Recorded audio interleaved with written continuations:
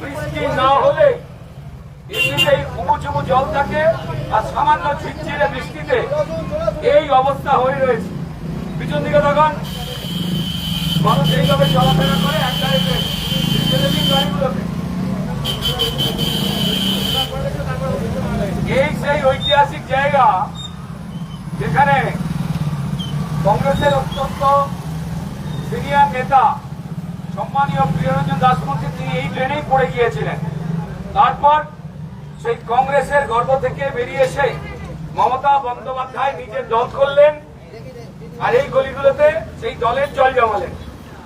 দেখুন মানুষের অবস্থা কি।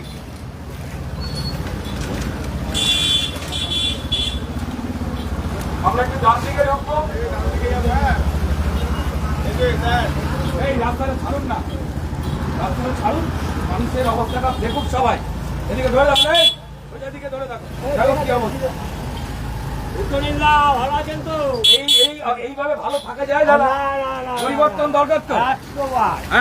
100 বার পরিবর্তন দরকার রয়েছে এই জঞ্জালের জীবনের থেকে, এই চুরি জচ্চুরির থেকে। মানুষের জীবন এরা সর্বনাশে ভরিয়ে দিয়েছে। দেখুন কি অবস্থা। ড্রেন আছে, ড্রেন আছে দাদা, এটা হচ্ছে বেলিলিয়াস লেন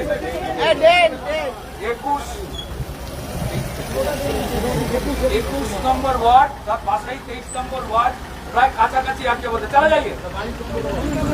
এরপরে 19 উল্টো দিকে 19 এক অবস্থা। ড্রেন আর পাশের জল এক জায়গায় রয়েছে। সামনে কাউন্সিলরের বাড়ি সমুদার হোস্টেল। এই দেখুন এখানে ড্রেনের জল, এই মানুষের জীবন এইভাবে যাতায়াত করতে হয়। এই ড্রেনের জল মাখামাখি হয়ে রয়েছে, ড্রেনের পাক জল, এই হচ্ছে রাস্তা।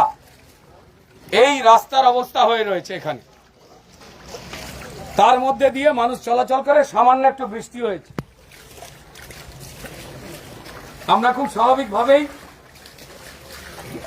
উইথ পারমিশন অফ ইসিআই আমরা নির্বাচনী প্রচার মানুষের কাছে গৃহ সম্পর্ক করতে এসেছিলাম।